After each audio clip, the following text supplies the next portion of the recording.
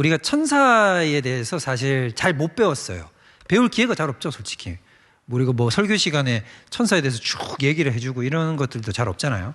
그래서 우리가 단편적으로 이렇게 조각난 지식을 배울 수밖에 없는데, 천사와 마귀에 대해서는 우리가 좀 디테일하게 배울 필요가 있습니다. 네, 천사들이 여기서 핵심은 뭐냐면 창조되었다는 거예요. 창조되었다. 그러니까 천사는 영원한 존재가 기다이다? 아니다라는 겁니다. 얘기했지만 죽지는 않죠. 천사가 죽지는 않지만 창조된 시점이 있기 때문에 이 존재도 영원한 존재는 아니라는 겁니다. 그러니까 다시 말씀드리지만 영원한 존재는 누구밖에 없습니까? 하나님. 이거 비공유적 속성이라고 그랬잖아요. 그렇기 때문에 하나님만이 영원하신 분이에요. 그 이외의 모든 피조물들은 영원하지 않습니다. 자, 골로새서 1장 16절 앞에 나왔죠. 한번 읽어봅시다. 교회에게서 창조되되 하늘과 땅에 보이는 것들과 보이지 않는 것들과 혹은 왕권들이나 주권들이나 통치자들이나 권세자들이나 만물이 다 그로 말미암고 그를 위하여 창조되었다라고 얘기하죠. 자, 여기서 얘기하는 것들은 뭐냐? 바로 이제 보이는 것들이나 보이지 않는 것들도 다 누구에 의해서 창조되었다? 여기서 그라고 얘기하는 것은 누구냐면 나중에 골로새서를 보시면 알겠지만 이거는 예수님을 얘기하는 겁니다. 그래서 예수님을 통해서 보이는 세계와 보이지 않는 세계가 다 그가 창조하셨고 그를 위해서 창조되었다. 예수님을 위해서 창조되었다. 그래서 여기 보면 여러분 주권자들이나 통치자들이나 이렇게 나오죠. 저 얘기가 바로 누구를 얘기하는 거냐면 천사들을 얘기하는 겁니다. 천사들의 또 다른 표현으로 주권자들, 통치자들이라는 표현을 쓰는 겁니다. 그래서 천사들의 이름 한번 봅시다. 말 나온 김에 그냥 에베소서 1장 21절을 찾아볼게요. 모든 통치와 권세와 능력과 주권과 이 세상뿐 아니라 오는 세상에 일컫는 모든 이름 위에 뛰어나게 하시고, 거기 나오는 모든 통치와 권세와 능력과 주권, 이게 다 천사들을 지칭하는 말입니다. 우리의 씨름은 혈과 육을 상대하는 것이 아니요. 자, 혈과 육이 아닌 존재들이 이제 뒤에 언급되겠죠. 통치자들과 권세들과 어둠의 세상 주관자들과 하나에 있는 악한 영들. 자, 통치와 권세들과 요것들이 이제 천사들의 계급을 얘기하는 거고, 뒤에 나오는 악한 영과 어둠의 세상 주관자들은 바로 사탄과 그의 무리들을 이야기를 하는 것입니다. 요걸 보면 또 나중에 설명드리지만 어떤 게 보여지냐면 천사들도 계급 사회라는 것을 볼 수 있어요. 천사들에게도 인권이 있는지 모르겠습니다만 인사 천권이라고 얘기해야 되나? 자, 자기들 나름의 고유한 뭔가 이렇게 권리는 있을지 모르겠으나 그러나 그들 안에도 철저히 계급은 존재한다는 겁니다. 계급. 천사의 최고 높은 계급이 뭐예요? 천사? 장이잖아요. 미가엘, 가브리엘, 라파엘 이렇게 얘기하면 안 된다라는 거죠.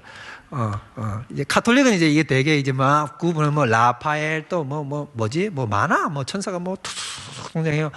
단테의 신곡 같은 데도 보면 막 천사가 막 수두룩하게 묘사되는데 성경에는 엄밀하게 얘기하면 딱 두 존재밖에 얘기하죠. 천사장은 가브리엘과 미가엘만 얘기합니다. 그래서 일단 천사장들도 이렇게 존재한다. 자, 그 다음에 특성. 성별이 있다 없다? 성별이 없다. 성별이 없는 걸 어떻게 알아요? 성별이 없을 것 같으니까 라고 얘기하면 안 되고, 마태복음 22장 29절 30절 그 결혼 얘기할 때 그 사두개인들이 와가지고 예수님께 이혼 문제를 가지고 막 걸고 넘어진단 말이에요. 형제 7이 있는데 다 나중에 죽고 나면 누가 그 마누라가 됩니까? 이렇게 물으니까 하나님이 뭐라 그랬냐면 예수님이 이렇게 했단 말이에요. 너희가 참 성경을 모른다 라고 얘기하면서 부활 때는 장가도 아니가고 시집도 아니가고 하늘에 있는 천사들과 같다라고 얘기를 했단 말이에요. 그럼 하늘에 있는 천사들은 결혼을 한다 안 한다? 안 한다는 거죠. 그래서 천사들은 성별이 없습니다. 남자 천사, 여자 천사 없습니다. 근데 또 뭐 이렇게 구분하는 분들 또 있어. 또 좀 어디 이상한 분들이 천군은 남자 천사, 천사는 여자 천사를 얘기하는 거다. 뭐 이렇게 얘기하는 분들도 있어요. 여러분 이거 완전 틀린 얘기입니다. 천사들은 절대로 남녀의 구분이 없습니다.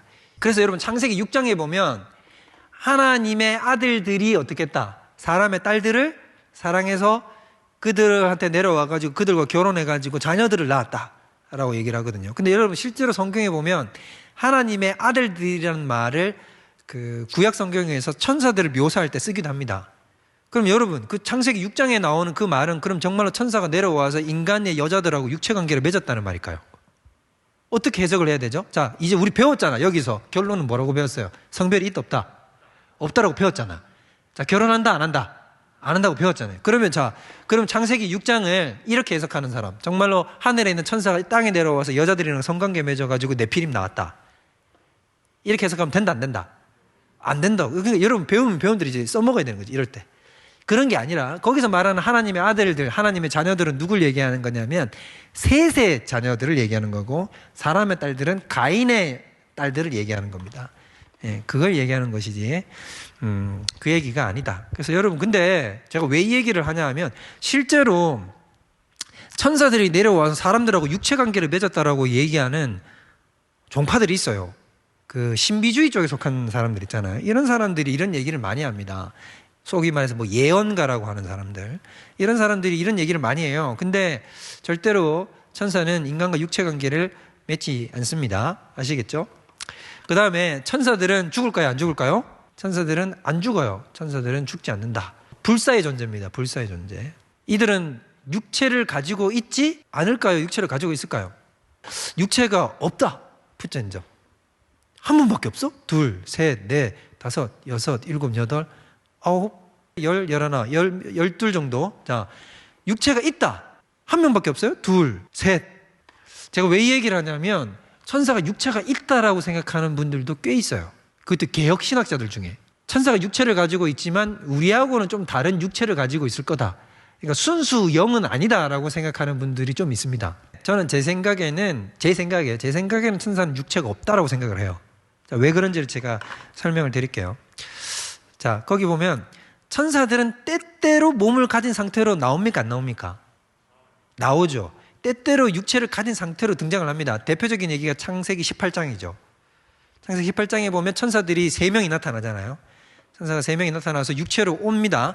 그리고 아브라함이 육체로 온 천사들을 알아보고 어떻게 하냐면 그들을 손대접을 하죠. 그리고는 먹을 걸 꺼내와요, 안 꺼내와요? 꺼내와서 실제로 먹습니까, 안 먹습니까? 먹잖아요. 그럼 먹는다는 얘기는 바디가 있다는 얘기잖아. 어떤 자기의 사역적 필요에 의해서 이 땅에 자기의 존재감을 드러내야 될 때, 그리고 사람들하고 자기가 구분되지 말아야 될 때, 그러니까 소돔과 고모라 속에 들어갔을 때 이 사람들이 하나님의 명령을 받아서 지금 재앙을 내리러 온 천사라는 게 외향적으로 드러나면, 그럼 소돔과 고모라 백성들이 어떻게 하겠어요? 뭔가 대비를 하겠죠. 근데 그러지 않기를 원했단 말이에요. 그래서 어떻게 하냐면 그냥 딱 겉으로 보면 사람인지 천사인지 전혀 구분이 안 갔던 거죠. 그래서 소돔과 고모라에 있던 백성들도 그렇게 반응을 했던 거고, 그럴 필요성이 있을 때 어떻게 하냐면 일반 사람과 전혀 구분이 안 되게끔 등장을 한다는 겁니다. 그럼 조금 응용하면 오늘날에도 천사들이 육체를 입고 우리 가운데 섞여 있을 수 있을까요, 없을까요? 가능성으로는 있겠죠. 실제로 있을 가능성도 있습니다. 그러나 우리가 실제로 그들을 구분해내지는 못하겠죠. 그들이 의도적으로 자기를 드러내지 않는 이상엔. 그래서 여러분 잘 보시면 제가 예를 들어놨죠. 가브리엘이 수태고지를 하러 옵니다. 수태고지라는 게 뭐냐면 마리아가 잉태했다라는 것, 수태했다는 것을 고지하러 온다는 거죠. 이제 앞으로 잉태하게 될 겁니다라는 것을 이제 알려주려고 왔을 때, 그때 가브리엘이 육체를 바디를 입고 나타나지 않잖아요. 영으로 와가지고는, 영의 형태로 와가지고는 얘기를 해줬단 말이에요. 그때 봤을 때 그러면은 그때 평상시에는 가브리엘이 평상시에 나타났을 때는 육체를 안 가지고 있잖아요. 그러니까 당연히 평상시에는 육체가 없다. 그래서 가지고 있을 때도 있고 가지고 있지 않을 때도 있다면 그들은 가지고 있지 않은 상태가 디폴트이다. 디폴트 상태, 평상시 상태고, 예외적인 경우에 육체를 가지고 온다는 것을 우리가 알 수 있다 라고 이렇게 결론을 내려봤습니다. 천사들 가운데 되게 독특한 천사가 있습니다. 두 종류가 있는데 그룹이 있어요. 그룹. 우리 한국말로는 그룹이라고 번역이 되어 있는데 원어적으로는 케루브라고 있습니다. 케룹. 그래서 어디에 여러분 그룹이 나옵니까? 그 성전의 언약궤 위에 이렇게 이 천사 두 개가 날개를 이렇게 펴고 있잖아요. 이게 바로 그룹이에요. 쫓아내시고 에덴 동산 동쪽에 그룹들과 두루도는 불칼을 두어 생명나무의 길을 지키게 하셨다. 에덴으로 못 들어가게 하셨다는 거죠. 생명나무 먹고 영생할까 봐. 그래서 이 그룹의 특징이 뭐냐면 하나님의 영광과 존엄과 거룩을 파수하는 일종의 호위 천사다. 가장 하나님의 가까운 자리에 있습니다. 가장 하나님과 가까운 지근거리에서 하나님을 보호자하는 존재들이 바로 그룹이 됩니다. 스랍이라는 애들이 있어요. 세라핌. 많이 들어보셨죠? 세라핌이라는 존재가 있는데 이 세라핌이 등장하는 제일 유명한 장면은 어디냐 하면 이사야 6장 가보세요. 이사야 6장. 우시야 왕이 죽던 해 내가 본즉 주께서 높은 보좌에 앉으셨는데 2절 누가 모시고 섰는데? 스랍들이 모시고 섰는데 날개가 몇 개다? 6개. 날개 6개예요. 날개 6개인데 둘로는 자기 얼굴을 가리고 둘로는 자기 발을 가리고 둘로는 날며 거룩하다 거룩하다 거룩하다. 이게 삼위일체예요. 3번 부르는 게 거룩하다 거룩하다 거룩하다 창화하면서 온 땅의 영광이 충만하다 하면서 찬양하는 그 천사들. 거기 보면 이제 내생물이라는 존재가 등장을 해요. 거기 보면 내생물이라고 등장하죠. 그래서 에스겔 10장에 보면 에스겔 10장에 여기 보이시죠? 에스겔 10장 1절 한번 읽어봅시다. 시작. 내가 보니 그룹들 머리 위 공창의 남보석 같은 것이고, 여기 그룹이 등장하죠. 에스겔에. 이사야서 6장 2절에 방금 봤던 그 스랍들이 등장을 하고, 그래서 요한 계시록에 보면 내생물이 등장하는데 바로 하나님 보좌 근처에서 내생물들이 하나님을 찬양한단 말이에요. 근데 그 내생물이 생긴 게 어떡하냐? 얼굴이 4개예요. 각각 얼굴이 4개. 소, 독수리, 사자, 인간의 얼굴을 가지고 있는 이 내생물, 그런 생물들이 4개가 있어요. 내생물이 있으면서 날개가 6개가 달렸는데 하나님 옆에서 거룩하다 거룩하면서 찬양을 한단 말이에요. 자, 이런 천사들이 있단 말이에요. 그러면 내생물은 뭐냐? 라고 얘기를 했을 때 그룹과 스랍을 합해놓은 것처럼 보여요. 맨 왼쪽에 보면 요한 계시록의 내생물의 특성이 나오죠. 그 다음에 중간에 에스겔에 나오는 그룹, 아까 얘기했던 케루브라고 하는 걔네들의 특성이 나오고, 오른쪽에는 이사야에 나오는 스랍이라고 하는 특성이 나와요. 그러면 그룹의 특성은 뭐냐면 내생물이고, 4개의 생물이 있고, 사자, 소, 독수리, 사람의 얼굴을 가지고 있다라고 언급이 되어 있고, 이사야에 나오는 스랍의 특징은 뭐냐면 날개가 6개고 삼중 거룩 찬양을 한단 말이에요. 그런데 요 4개를 에스겔에 나오는 그룹과 이사야에 나오는 스랍의 특성을 다 합치면 뭐냐면 요한계시록의 내생물이에요. 그룹이나 스랍이나 똑같다. 같은 거를 이름을 다르게 표현을 할 뿐이라는 거지. 계시록에 요한이 봤을 때 완벽한 형태로 딱 완성돼서 보였다는 거죠. 천사장보다도 좀 더 독특한 애들이 있단 말이에요. 그게 바로 누구냐면 바로 여기 나오는 내생물, 그룹 혹은 스랍이라고 부르는 애들인데 날개가 6개가 달렸고 하나님 바로 옆에서 지근거려서 하나님을 보좌하면서 찬양하는 천사들이 있단 말이에요. 얘네들이 그룹, 스랍이라고 부르는 애들이다. 자, 임무가 있습니다. 이렇게 천사가 하는 일이 많아요. 천사가 하는 일이 많다. 에베소서 3장 10절 한번 찾아봐요. 에베소서 3장 10절.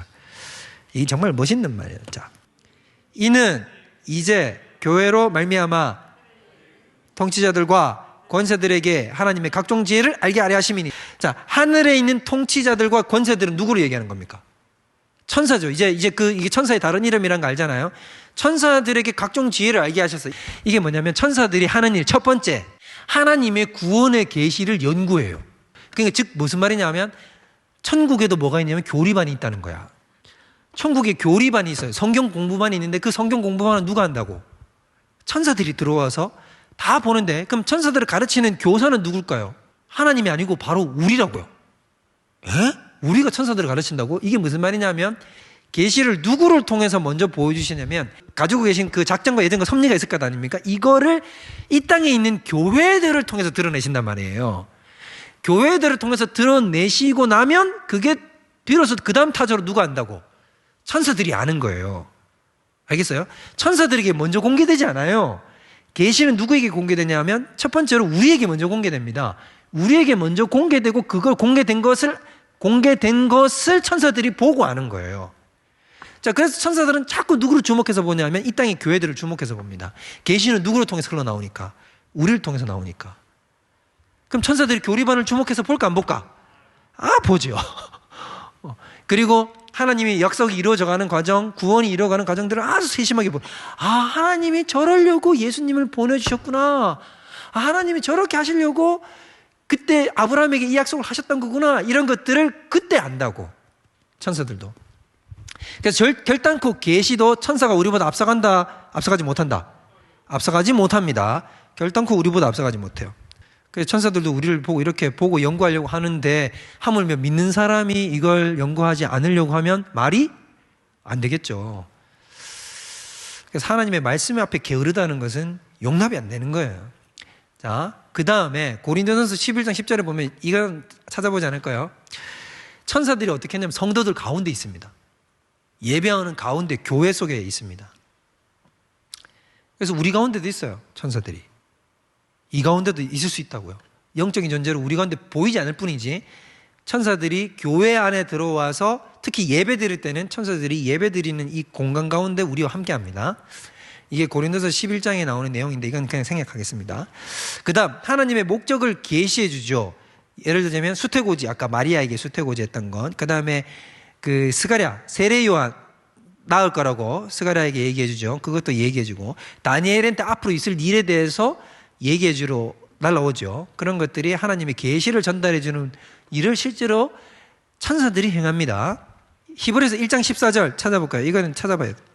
상속자들을 위하여 섬기라고 보내심이 아니냐. 여기 천사들의 목적이 뭐라고 나오냐 하면 상속자들을 섬기라고 보냈다라고 얘기를 했죠. 우리들을 섬기라고 보냈다라고 하는 거죠. 그래서 실제로 섬기십니다. 그래서 여러분 바로 우리를 섬기기 위해서 존재한다는 사실 잊지 말아야 됩니다. 그 천사를 우리보다 높이 놓으면 안 돼요.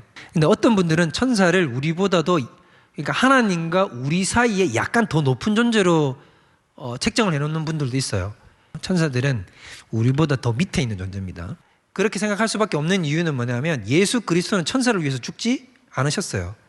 예수님은 오로지 구원받는 우리 인간들을 위해서 돌아가셨거든요. 특히 선택받은 그 소수의 바로 우리들을 위해서 돌아가셨단 말이에요. 그렇기 때문에 천사들은 우리보다 더 높은 단계에 있는 자들이 아닙니다. 물론 지금은 우리보다 더 능력적으로나 더 높은 고차원적인 영적 생활을 하고 있죠. 그렇지만 그가 궁극적으로 다다를 지위에 있어서는 우리보다도 천사들 밑에 있는 겁니다. 그 다음 성도들을 보호합니다. 맞죠? 천사들이 성도들을 보호해요. 다니엘을 사자굴에서 사자의 입을 막아서 보호했던 존재가 바로 천사들이잖아요. 천사들은 성도들을 보호합니다. 지금도 우리를 보호해요. 지금도 우리를 둘러 진치고 악한 무리가 우리를 대적하지 못하도록 우리를 둘러서 진치고 보호합니다. 그 다음에 성도들을 인도합니다. 사도행전 8장 26절에 보면 에디오피아 내시에게 빌립이 가서, 빌립 집사님이 가서 전도하는 내용 나오죠. 기억나시죠? 그때 누가 시키냐면 주의 천사가, 주의 사자가라고 나옵니다. 그러니까 거기 성령님이 보낸 게 아니고 엄밀하게 보면 주의 사자가 보내요. 즉 천사가 빌립한테 나타나가지고 저 광야로 내려가라고 얘기를 해요. 그리고 갔을 때 그 내시가 나타나죠. 수레 탄 내시가 나타나고 그때 성령님이 얘기해요. 성령님이 가까이 다가라라고 얘기를 하니까 다가간단 말이에요. 그러니까 천사가 얘기를 했던 겁니다. 천사가 우리 다음 타이밍을 어떻게 갈지를 인도해 주기도 해요. 그럼 오늘날에도 나타날 수 있을까요? 없을까요? 나타날 수 있습니다. 지금 이 시대에도 천사가 우리에게 나타나서 지시를 할 수 있어요. 자, 그 다음에 성도를 위로하기도 합니다. 사도행전 27장 23절에 보면 바울이 알렉산드리아 호를 타고 이제 그 제수들과 함께 쫙 건너가잖아요. 그 풍랑 만난 거 기억나시죠? 그때 뭐라고 얘기를 했냐면 바울이 이런 얘기를 해요. 너희들이요 안심하라 라고 하면서 떡대주면서 뭐라고 하냐면 어젯밤에 하나님의 사자가 내게 이르렀다. 이게 천사가 와서 나한테 얘기했다. 안심하라고 얘기했다. 이 배에 탄 사람들 다 바울 너의 손에 붙였다 라고 얘기를 했다. 그 천사가 얘기를 한 거예요. 천사가 얘기를 했죠. 천사가 와서 어떻게 해주는 것 중에 하나가 뭐냐면 위로해 줍니다. 위로해주고, 또 여러분 기억나시죠? 엘리야가 로뎀나무 밑에 이렇게 푹 쓰러지니까 먹을 거 차리죠. 요리도 이렇게 해가지고 차려가지고 밥 촥 해가지고 구운 떡을 해가지고 물 한 병 갖다 놓고는 엘리야를 어떻게 해줍니까? 어루만지죠. 이렇게 어루만지죠. 그 다음에 성도를 구조해 주기도 하죠. 베드로, 그죠? 감옥에 갇혔을 때 이렇게 구조해 주죠. 그 신기하잖아요. 그죠? 이렇게 툭 열고 툭툭툭툭툭 하고 다 열리죠. 천사가 앞에 가면 문이 싹 열리잖아요. 이렇게 가기도 합니다. 실제로 근데 중국에서는 이런 일이 많아요. 중국 성도들 중에 그 가정교회 지도자들이 감옥에 갇혔을 때 실제로 천사가 나타나서 데리고 나옵니다. 그런 일이 있어요. 데리고 나오거든요. 데리고 나오는데 정말로 천사가 앞에 가가지고 가는데 그 현대에 있는 그 감옥을 어떻게 했냐면 다 툭툭툭툭툭 열고 데리고 나가요. 그런 일도 있죠. 그 다음에 성도가 죽음에 이르렀을 때 어떻게 하냐면 데리고 이 천국으로 인도해 갑니다. 이게 바로 이제 천사들이 하는 일이에요. 우리 거지 나사로가 죽었을 때 주의 천사들이 와서 그를 받들어서 가죠. 그래서 여러분, 우리도 죽으면 누가 데리고 갈까요? 갓은 저승사자가 데려가겠죠. 그러지 않아요. 여러분 앞에 누가 나타나냐면 바로 거룩한 천사들이 여러분 앞에 나타납니다. 그래서 실제로 여러분 임종에 가까우시면 그 임종하시는 분들 가운데 믿으시는 분들은 누구로 보냐면 천사들을 봐요. 천사들 보는 경우가 있어요. 그 천사들 보고는 어떻게 하냐면 아들아 천사가 내 앞에 왔어 이런 얘기를 해요. 그러면 진짜 그때가 언제냐면 지금 돌아가시기 직전이에요. 모시러 온 거거든요. 최후의 심판도 수행합니다. 와서 가라지와 알곡들을 천사들이 와가지고 싹 다 일꾼들이 와서 분리해 내죠.